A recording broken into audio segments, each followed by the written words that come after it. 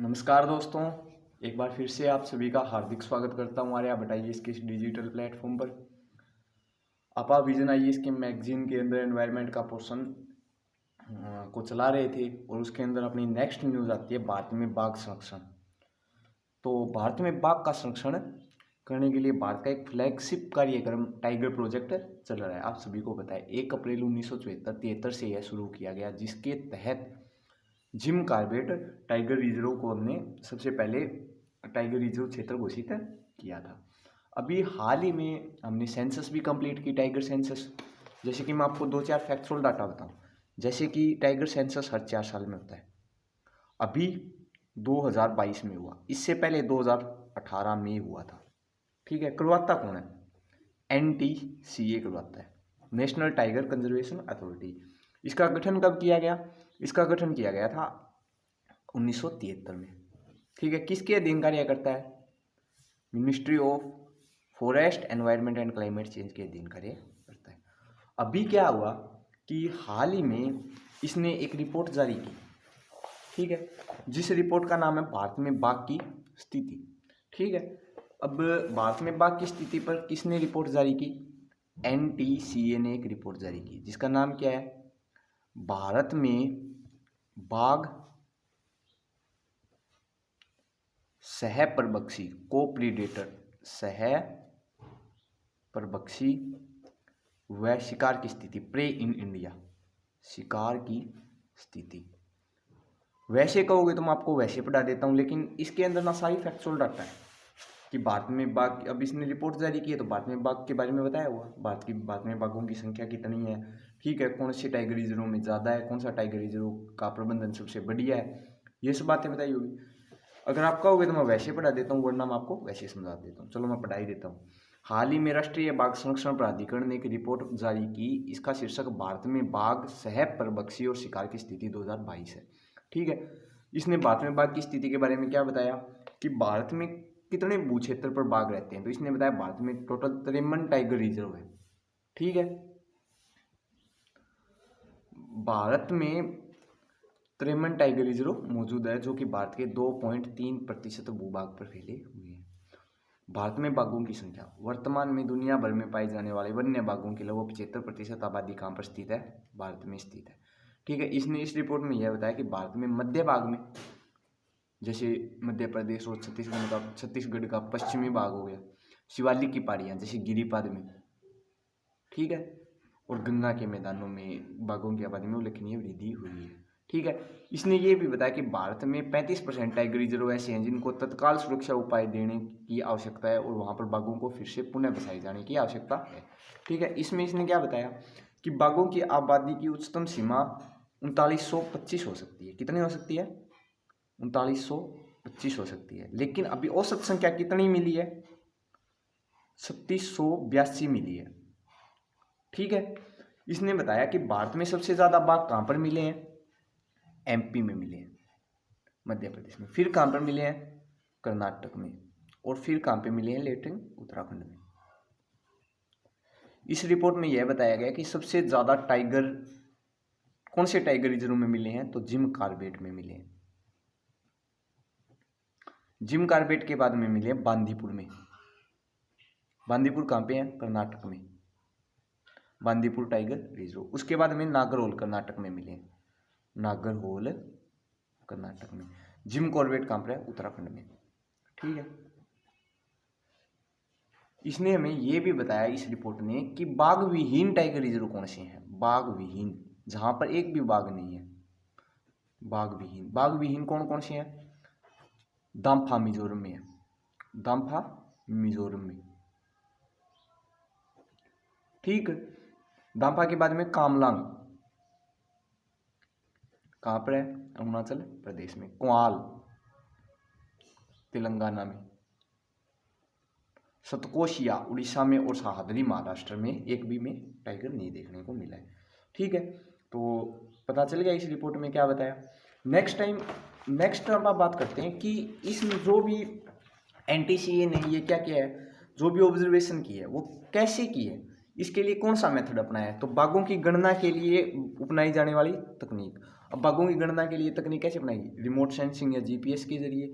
तो सबसे पहली है MSTRIPES, monitoring system for tiger incentive protection and ecological status. इसमें हम इस टेक्निक में बाघ पर्यावास क्षेत्र से जानकारी एकत्रित करने के लिए ग्लोबल पोजिशनिंग सिस्टम, जिसको आप जीपीएस बोलते हैं, और रिमोट सेंसिंग का उपयोग किया है। इसके अलावा कैमरा ट्रैप पर आधारित कैप्चर मार्क रिकैप्चर, यह बाघों की गणना करने के लिए एक प्रयुक्त विधि है, ठीक है, जिसमें मतलब जो कैमरे में कैप्चर किया जाता है, लेकिन कहीं पर तो कैप्चर करने की स्थिति भी तो संभव नहीं होती। जहाँ उन क्षेत्रों में कैमरा ट्रैपिंग संभव नहीं होता, वहाँ पर उनकी उपस्थिति करने के लिए हमने मोलिकुलर टूल्स का उपयोग किया। मोलिकुलर टूल्स में हमने क्या किया, जैसे कि उस क्षेत्र में हमने बाघों के मल को कलेक्ट किया और वहाँ से हमने उनके मल द्वारा डीएनए की जांच की। अगर वह बाघ का डीएनए है तो हमने इस तरह बाघों की गणना की। तो पता चल गया कि बाघों की उपयुक्त स्थिति एनटीसीए ने जो जारी की है उस रिपोर्ट में क्या बताया, जो बाघों की स्थिति है कैसे 3925 अनुमानित बाघ हो सकते थे, लेकिन हमें 3682 बाघ मिले हैं, ठीक है। बाघों की संख्या में भारत में बढ़ोतरी हुई है। 35% टाइगर रिजर्व जो सुरक्षात्मक उपाय के दायरे में लाने की जिनको जरूरत है। 75% वन्य बाघ भारत में पाए जाते हैं। टोटल 53 टाइगर रिजर्व है जो कि 2.5 क्षेत्रफल एरिया के ऊपर पूरे भारत के भूभाग पर फैले हुए हैं, ठीक है। ये अपनी 3-4 चीज फैक्चुअल डाटा थी जिसको आप मैगजीन से भी कवर कर सकते हैं। नेक्स्ट अपनी इंपॉर्टेंट न्यूज़ है। नेक्स्ट में ये क्या बात कर रहा है, नेक्स्ट में ये कह रहा है टाइगर रिजर्व का प्रबंधन प्रभावशीलता मूल्यांकन, मैनेजमेंट इफेक्टिवनेस इवैल्यूएशन। अब क्या देखो, इस रिपोर्ट में एक बात इसने ये भी बताई कि भारत के अंदर 35% टाइगर रिजर्व ऐसे हैं जिनका प्रभावी रूप से प्रबंधन नहीं किया जा रहा, जिनको जहाँ पर टाइगर बसाए जाने की आवश्यकता है, मतलब कि वो क्षेत्र टाइगर के लिए अनुकूल नहीं है, उसको आप टाइगर के पर्यावास के लिए अनुकूल बनाइए। तो उसके लिए भारत ने, अब देखो, समय समय के ऊपर टाइगर रिजर्व का मूल्यांकन करने के लिए भारत ने एक पहल चलाई हुई है जिसका नाम है प्रबंधन प्रभावशीलता मूल्यांकन, मैनेजमेंट इफेक्टिवनेस इवैल्यूएशन, ठीक है। हाल ही में एनटीसीए ने भारत में टाइगर रिजर्व के प्रबंधन प्रभावशीलता मूल्यांकन के 5वें चक्कर पर फाइनल रिपोर्ट प्रस्तुत की। अब के बारे में, क्या है, की शुरुआत 2006 में हुई। सरकार उसी वर्ष से पूरे देश में टाइगर रिजर्व का मूल्यांकन करने के लिए का उपयोग कर रही है। अब के अंदर है क्या ऐसा, सरकार भारत में टाइगर रिजर्व क्षेत्रों का मूल्यांकन करने के लिए मैनेजमेंट इफेक्टिवनेस इवैल्यूएशन का उपयोग कर रही है। तो में ऐसा क्या किया जाता है, देखो, के अंडर आप क्या करते हैं, सबसे पहले आप जिस क्षेत्र का हमें संरक्षण करना है, जिस क्षेत्र में हमें टाइगर रिजर्व का संरक्षण करना है, उसके लिए आप डिजाइनिंग या प्लानिंग तैयार करते हैं। सबसे पहले आप देखते हैं कि जिस क्षेत्र में हमें संरक्षण करना है उस क्षेत्र में हमारी स्थिति अब कैसी है, बाघों की स्थिति अब कैसी है और खतरे में हम अभी कहाँ हैं, ठीक है। फिर आप एक प्लानिंग तैयार करेंगे। प्लानिंग में आप कहेंगे कि आप उस क्षेत्र में किस तरह बाघों का हम उस क्षेत्र में क्या प्राप्त करना चाहते हैं और ऐसा हम कैसे करेंगे, किस तरह आप बाघों का संरक्षण करेंगे। पहली का पहला घटक है वो क्या है, डिजाइनिंग और प्लानिंग। दूसरा घटक है पर्याप्तता और उपयुक्तता, यानी कि हमें उस क्षेत्र में बाघों के संरक्षण करने के लिए किस चीज़ की आवश्यकता है और उसके प्रबंधन के लिए आप कैसे तरीके अपना सकते हैं, ठीक है। लास्ट में आप देखेंगे आपूर्ति की, उस क्षेत्र में हमें कितनी उपलब्धि मिली है, कितने बाघों का संरक्षण हुआ है, हमें उस क्षेत्र से जो हमने किया और उससे हमें हमारे जो हमने उस क्षेत्र में जो भी हमने आउटपुट दी उससे हमें क्या इनपुट मिली, ठीक है। तो प्रबंधन प्रभावशीलता मूल्यांकन के ये 3 घटक है, ठीक है। इसे एनटीसीए और भारतीय वन्यजीव संस्थान द्वारा संयुक्त रूप से परिचालित किया जा रहा है। कैंपेन को कौन चला रहा है, एनटीसीए और WII, ठीक है। यह सरकार द्वारा आयोजित का 5वां चक्कर था, यानी कि अब से पहले भारत में 4 चक्कर के हो चुके हैं, यानी 4 बार मूल्यांकन आप कर चुके हैं। 5वें चक्कर के मूल्यांकन की रिपोर्ट अभी एनटीसीए ने प्रस्तुत कर दी है। अब 5वें चक्कर की रिपोर्ट में क्या कहा, इस चक्कर में 51 टाइगर रिजर्व का मूल्यांकन किया गया है। इस 51 टाइगर रिजर्व में 2 टाइगर रिजर्व भी शामिल नहीं है जो नए घोषित हुए हैं। इसमें एक है यूपी का रानीपुर और रामगढ़ विस्तारी है राजस्थान, इन दोनों को इसमें शामिल नहीं किया गया।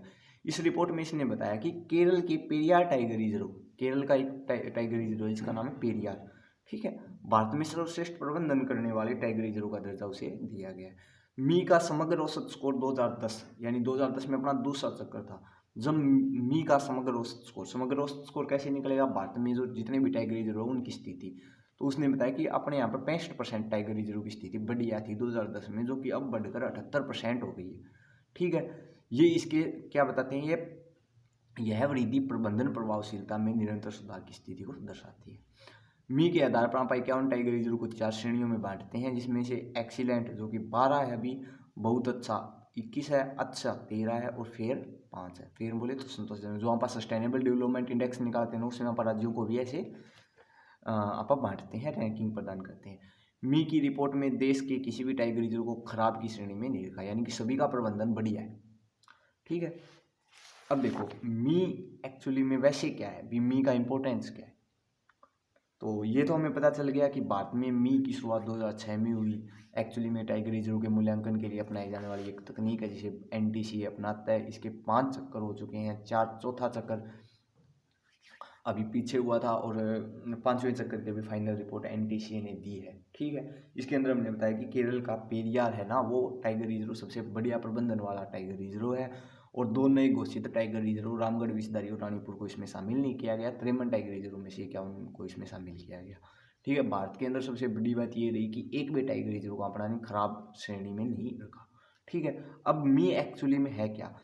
मी के तहत मुख्य रूप से इस बात का मूल्यांकन किया जाता है कि संरक्षित क्षेत्र, अब संरक्षित क्षेत्र कोई भी हो सकता है, जैसे एलिफेंट संरक्षित क्षेत्र हो गया या फिर टाइगर रिजर्व संरक्षित क्षेत्र, किसी भी टाइगर रिजर्व का प्रबंधन। अब इसका मतलब मी सिर्फ टाइगर रिजर्व के प्रबंधन के लिए नहीं है, आप किसी भी कोई भी संरक्षित प्रजाति का अगर आप संरक्षण करना चाहते हैं तो उसके संरक्षण के लिए भी क्या है हमारे पास, आप उसको मी पहल के अंडर रख सकते हैं। मी एक मूल्यांकन की एक पद्धति है जिसके अंदर आप बताते हैं कि संरक्षित क्षेत्रों का प्रबंधन कैसे किया जा रहा है। साथ ही इसके तहत यह भी बताया जाता है क्या संरक्षित क्षेत्र अपने मूल्यों का संरक्षण कर रहे हैं। वही चीज़ भी 3 घटक है। सबसे पहले डिजाइनिंग तैयार की कि उस क्षेत्र में हमें संरक्षण क्या करना है, संरक्षण के हमने आयाम क्या क्या होंगे, एक प्लानिंग ड्राफ्टिंग तैयार कर लेंगे आप। फिर आप देखेंगे उसके लिए हमें संसाधन की नीड क्या क्या है, हम उस क्षेत्र में क्या इनपुट दें और हमें क्या कैसे आउटपुट मिले, और लास्ट में आप आपूर्ति देखेंगे कि हमें आउटपुट क्या मिली, क्या उसका संरक्षण हुआ या नहीं हुआ, क्या वो प्रजाति अपने लक्ष्य या उद्देश्यों को पूरा कर रही है नहीं कर रही है, वो टाइगर प्रजाति संरक्षित हो रही है या नहीं हो रही। ठीक है, एक यहाँ पर संक्षिप्त सूची है। हाल ही में केंद्र ने प्रोजेक्ट टाइगर और प्रोजेक्ट एलिफेंट का भी लेकर दिया है। हमने प्रोजेक्ट एलिफेंट चलाया हुआ था मिक्का, ठीक है, उसको हाल ही में ministry of forest environment and climate change के अंडर मर्ज कर दिया गया है। ठीक है, जिसका नया नाम है project tiger and elephant division नामक एक नया प्रभाग गठित किया गया है। अब प्रोजेक्ट टाइगर के additional director general of forest project tiger और प्रोजेक्ट एलिफेंट के एडीजीएफ के रूप में दोनों प्रभागों के कर्मचारियों का नेतृत्व करेंगे। इस विलय का मुख्य उद्देश्य दोनों संरक्षण परियोजनाओं के लिए वित्त पोषण को तर्कसंगत बनाना है। यानी कि वित्त पोषण जैसी किसी भी परियोजना की क्रियान्वयन के लिए वित्त पोषण उसका मुख्य सबसे बड़ा घटक होता है। ठीक है, दोनों परियोजनाओं को एक साथ विलय करते हुए वित्त पोषण को तर्कसंगत बनाना है। हमें मूल्यांकन करना है कि कितना वित्त लगेगा, उसके लिए वित्त की जो एक्चुअली में फंडिंग होगी वो कहाँ से होगी। ठीक है, तो अब विलय का महत्व क्या है, दोनों प्रजातियों के संरक्षण के लिए एक व्यवस्थित मदद मिलेगी, दोनों प्रजातियों का कुशल प्रशासन हो सकेगा, दोनों एक ही सिंगल विंडो क्लियरेंस के नीचे आ जाएंगे, एक ही विंडो के नीचे आ जाएंगे, दोनों प्रजातियों का समान पर्यावास है, क्योंकि एलिफेंट और टाइगर दोनों के दोनों एक ही तरह के पर्यावास में रहना पसंद करते हैं। तो इसके लिए एकीकृत दृष्टिकोण अपनाकर दोनों प्रजातियों को लाभ दे सकते हैं, उसका संरक्षण कर सकते हैं। चुनौतियाँ भी इसमें कुछ, चूँकि प्रोजेक्ट टाइगर हमने क्यों चलाया, टाइगर से संबंधित चुनौतियों के लिए, तो उससे संबंधित चुनौतियाँ कुछ अलग है, एलिफेंट से संबंधित चुनौतियाँ कुछ अलग है। तो दोनों के संरक्षण के लिए जो वास्तविक वे है यहाँ पर उपयोग करेंगे, क्योंकि देखो दोनों के साथ एक साथ वित्त पोषित करेंगे तो वित्त कम लगेगा। तो ऐसे में जो वास्तविक वह अपने को उस किसी भी प्रजाति को संरक्षित करने के लिए करना चाहिए, उसके अंदर कमी आएगी। दोनों ही प्रजातियों के संरक्षण में चुनौती की प्रकृति अलग अलग है, इसलिए अलग अलग संस्थाओं और प्रमुखों की आवश्यकता है। ठीक है, अब आप नेक्स्ट बात करते हैं, जैसे संक्षिप्त सुर्खियों की बात कर लेते हैं।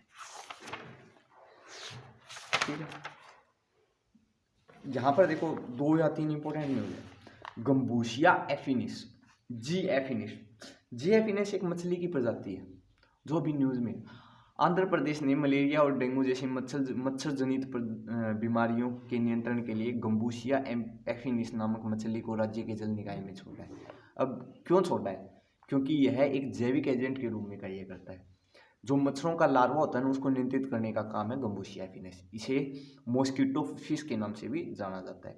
गम्बूसिया एफिनिस दक्षिणी पूर्वी संयुक्त राज्य अमेरिका की स्थानिक प्रजाति है, दक्षिणी पूर्वी मैक्सिको की खाड़ी वाला इलाका। ठीक है, इस मछली को मॉस्किटो फिश के नाम से भी जाना जाता है और इस मछली को मच्छरों के लार्वा को नियंत्रित करने के लिए जैविक एजेंट के रूप में उपयोग किया जाता है। अब भारत में इसे आक्रामक प्रजाति के रूप में सूचीबद्ध किया है। ये संक्षिप्त सुर्खियाँ क्या है, यहाँ से एक स्टेटमेंट यूपीएससी उठा सकती है, इसके लिए इंपॉर्टेंट हो जाती है। ठीक है, इस मछली की प्रजनन क्षमता बहुत अधिक होती है और इन्हें अपनी प्रतिस्पर्धी मछलियों के अंडे और मेंढक टेडपोल, जहाँ पर मेंढक अंडे देते हैं, उसको खाने के लिए जाना जाता है। ठीक है, नेक्स्ट होता है क्रिप्टोबायोसिस। ये भी संक्षिप्त न्यूज में अभी सुर्खी। क्रिप्टोबायोसिस एक ऐसी स्थिति है जिसके अंदर व्यक्ति है ना, वो अधमरे की स्थिति में है, मतलब अस्थायी मृत्यु आप उसको बोल सकते हैं। अस्थायी मृत्यु कैसे? देखो, शरीर के अंदर शरीर को जीवित रहने के लिए मेटाबॉलिज्म की प्रक्रिया होना बहुत ज़्यादा जरूरी है। ठीक है, अब मेटाबॉलिज्म प्रक्रिया की रिएक्शन की जितनी ज़्यादा रेट होगी ना, शरीर मतलब जीव की दशा उतनी बेहतर होगी। लेकिन हाल ही में क्या क्या हुआ कि हमें साइबेरियन परमाफ्लास्ट रशिया का ऊपर वाला बेरिंग स्ट्रेट के पास वाला इलाका, ठीक है, जो आर्कटिक सी के नीचे है, आर्कटिक वृत्त के नीचे है, उस इलाके में हमें क्रिप्टोबायोसिस, कुछ सूक्ष्म कृमियों की क्रिप्टोबायोसिस की जैसी स्थिति हमें मिली। क्रिप्टोबायोसिस क्या होता है, सबसे पहले तो आप ये जान लीजिए। क्रिप्टोबायोसिस किसी जीव की वह दशा है जिसमें उसे जीवन का कोई भी लक्षण दिखाई नहीं देता, मतलब उसकी मेटाबॉलिज्म पूरी की पूरी तरह खत्म है। वैसे अगर है भी तो उसको हम सिंपल माप नहीं सकते, ठीक है, या रुक सी जाती है। ठीक है, इस अवस्था में जीव जल व ऑक्सीजन की पूर्ण अनुपस्थिति में भी जीवित रह सकता है। क्रिप्टोबायोसिस एक ऐसी स्थिति है कि उसे अगर जल भी न मिले, ऑक्सीजन न मिले, वो उसकी भी पूर्ण अनुपस्थिति में वह जीवित रह सकता है। ठीक है, मेटाबॉलिज्म सपामय क्रिया होती है लेकिन वो मापने योग्य नहीं होती। ठीक है, अभी वैज्ञानिकों ने क्या किया, कुछ वोरम थे अति सूक्ष्म कृमि जो कि साइबेरियन परमाफ्लास्ट पर क्रिप्टोबायोसिस की स्थिति में जमे हुए थे, उसको जीवित किया। इसकी कहानी है न्यूज में। ठीक है, बस इतनी की न्यूज थी।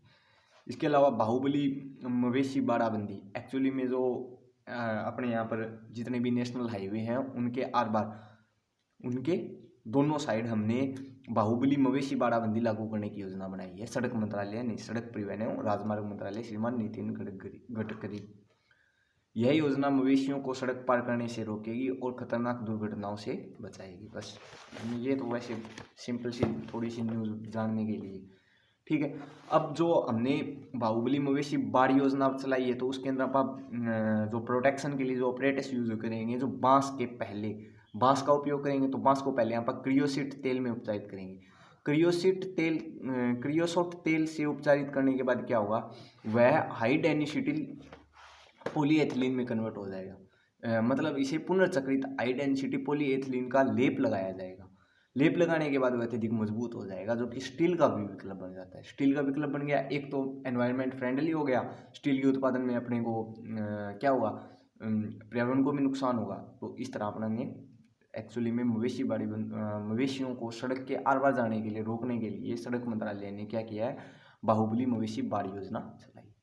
ठीक है, ये आप छोड़ दीजिए। ठीक है, एक न्यूज़ हो रही है छोटी सी, ये और कर लीजिए। होलोबायोट्स क्या होते हैं? देखो, जीन क्या होती है, एक जीव की सबसे क्रियात्मक इकाई। उसी तरह सूक्ष्म जीव की एक क्रियात्मक इकाई क्या होती है, होलोबायोट्स होती है। पशुओं और पौधों को अब स्वायत्त इकाई के रूप में नहीं माना जाता, उन्हें एक अलग से एक यूनिट के रूप में कंसीडर नहीं किया जाता है। इसके बजाय अब उन्हें होस्ट तथा उससे संबंधित सूक्ष्म जीवों, यानी कि जिससे वह मिलकर बना जाता है, कोई भी पौधा या जीव जिससे मिलकर बना है, उसकी एक सबसे छोटी से छोटी यूनिट क्या है, होलोबायोट्स है। ठीक है, होलोबायोट्स से बने जैविक आणविक कण नेटवर्क के रूप में जाना जाता है। संक्षेप में कहा जाए तो होलोबायोट्स एक होस्ट है। होस्ट एक टेक्निकल नेम है और इसके सभी सूक्ष्म जीव माइक्रो सहजीवी इकाई के रूप में कार्य करते हैं, एक साथ मिलकर कार्य करते हैं। उदाहरण के लिए फलियों की जड़ों में मौजूद जीवाणु पौधे द्वारा उत्पादित शर्करा से लाभान्वित होते हैं। मतलब एक द्वारा उत्पादित जीवाणु पूरी की पूरी बॉडी के अंदर क्या हो रहा है, संचरित हो रहा है तो सभी के सभी लाभान्वित हो रहे हैं। तो एक्चुअली में ये सहजीवी इकाई के रूप में कार्य करते हैं और नाइट्रोजन की आपूर्ति करके पौधे का विकास करते हैं। इस प्रकार उनके संगठित जीनोम को क्या बोला जाता है, होलोजीनोम। यानी कि होलोबायोट्स क्या है, होलोबायोट्स एक्चुअली में कुछ भी नहीं है, सिर्फ पेड़ और पौधों को तो अब स्वायत्त इकाई के रूप में नहीं माना जाता, उनकी एक फंडामेंटल यूनिट है जिससे मिलकर वो बनी है, जो सूक्ष्म जीव है। ठीक है, आप सिंपल सा ऐसे ही जान लीजिएगा। अभी होलोबायोट्स क्या है, देखो ऐसे ये सिंगल लाइन में आ सकता है कि होलोबायोट्स क्या है। जैसे ये क्वेश्चन था क्रिप्टोबायोसिस, प्रोसेस पूछ लिया क्रिप्टोबायोसिस से क्या आशय है, 1 नंबर में क्वेश्चन आ जाए सब। गम्बूसिया एफिनिस, ये तो जनाब क्वेश्चन इस तरह के क्वेश्चन तो यूपीएससी पूछती है, क्योंकि बायो के अंदर स्पेसिफिक रूप से साइंस के अंदर बायो के पार्ट में जितनी भी मछलियां हैं, उन जितने भी रोग हैं, चाहे वो संक्रामक हो और चाहे वो लाइफ डिजीज हो, कौन सी डिजीज हो, उन सब के ऊपर क्वेश्चन पूछता है। और गम्बूसिया फिनिस एक अपन एंटीऑक्सीडेंट के रूप में यूज कर रहे हैं, एक जैविक एजेंट के रूप में यूज कर रहे हैं, किसके लिए, मच्छरों और मक्खियों की प्रजाति द्वारा होने वाले रोग को नियंत्रित करने के लिए। तो ऐसे में इंपॉर्टेंट क्वेश्चन बढ़ जाता है। तो आज हमने क्या किया, भारत में बाघ की स्थिति, गम्बूसिया फिनिस मछली के बारे में जाना और क्रिप्टोबायोसिस के बारे में जाना और बाहुबली मवेशी बाड़ाबंदी के बारे में जाना, और एक सिंपल सा टॉपिक था होलोबायोट्स क्या होते हैं। तो इसी के साथ नेक्स्ट आप बात करते हैं कि अभी भारत में जो वन संरक्षण अधिनियम था ना 1980, उसको संशोधन किया गया और दोनों सदनों से पास भी हो गया। तो एक्चुअली में हमने वन संरक्षण 1980 में क्या संशोधन किया, किसको कितने अधिकार मिले, किसान जो जितनी भी यहाँ वन से किस तरह की जो औषधियाँ हैं उसका हम उपयोग कर सकते हैं, गैर वाणिज्यिक रूप से उपयोग किए जाने वाले संसाधन वनों से उनके लिए मतलब क्या प्रतिबंध लगाए गए या फिर कौन सा रास्ता खोला गया, नेक्स्ट सेक्शन में आप बात करेंगे। तो इसी के साथ अलविदा दोस्तों, मिलते हैं नेक्स्ट वीडियो में।